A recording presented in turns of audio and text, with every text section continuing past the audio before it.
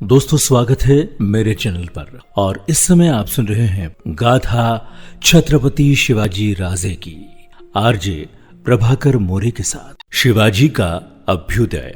दक्षिण पहुंचकर शिवाजी ने फिर उन प्रांतों को लौटाने का प्रयत्न किया जो उन्होंने मेल मिलाप के समय राजा जयसिंह को दे दिए थे। बहुत से किले तो सुगमता से हाथ आ गए, लेकिन कई एक के लिए युद्ध भी करना पड़ा। परंतु थोड़े ही समय में सतारा, पनाला और राजगढ़ जैसे प्रसिद्ध किले भी वापस आ गए। वो संपूर्ण भूमि जो राजा जयसिंह को दी गई थी पुनः शिवाजी की अधीनता में आ गई। यहां तक कि शिवाजी ने एक बार फिर सूरत पर, जो मुगलों के अधीन था, धावा किया और लूट मार करके बहुत सा धन प्राप्त किया। जब यह खबर औरंगजेब को मिली तो वो बहुत क्रोधित हुआ। दिलेर खां और शुजायत खां को एक बहुत बड़ी सेना लेकर शिवाजी को दंड देने के लिए भेजा गया। यहां यह बात याद रखनी चाहिए कि औरंगजेब ने कभी किसी का विश्वास नहीं किया था।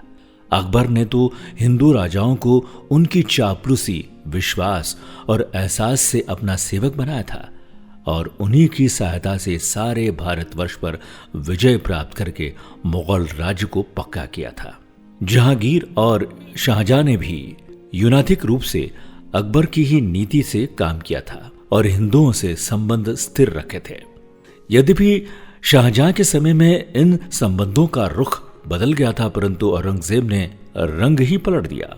औरंगजेब हिंदू राजाओं को अत्यंत घृणा की दृष्टि से देखता था, परंतु साथ ही इस बात का भी प्रयत्न करता था कि वे खुले रूप से इनके शत्रु न बन जाए।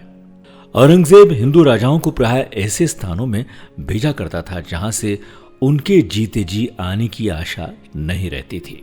राजा जयसिंह दक्षिण की लड़ाई से लौटकर न आ सके, अर्थात रास्ते में ही मर गए।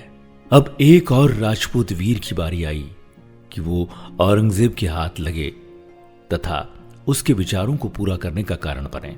राजा जयसिंह की मृत्यु के बाद शहजादा आलम को दक्षिण का सूबेदार नियत किया गया। दिलेर खां और खांजहां को खास तौर पर शहजादे की अधीन शिवाजी के प्रतिकार के लिए नियत किया गया। कई एक इतिहासकारों का मत है कि औरंगजेब जैसे कपटी मनुष्य के लिए कोई आश्चर्य की बात नहीं है कि शाहजहां मुल्ज़म को अपने पिता से ये आज्ञा मिली थी कि वो दक्षिण में दिखावे मात्र के लिए ही सम्राट के विरुद्ध विद्रोह फैलाए।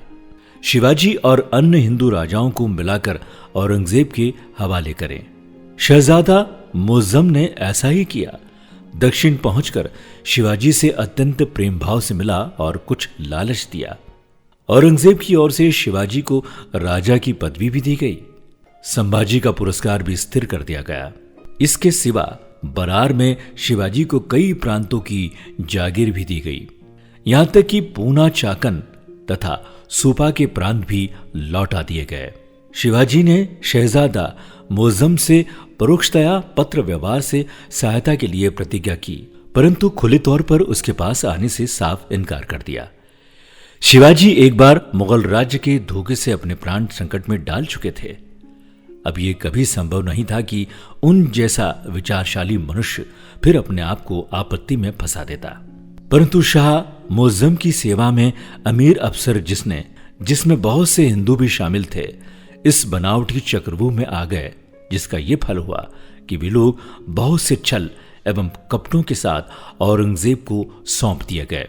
औरंगजेब ने उनमें से कितनों को मुसलमान बना डाला और जो बचे रहे उन्हें औरंगजेब जैसे बलवान सम्राट ने खुले तौर पर मार डाला।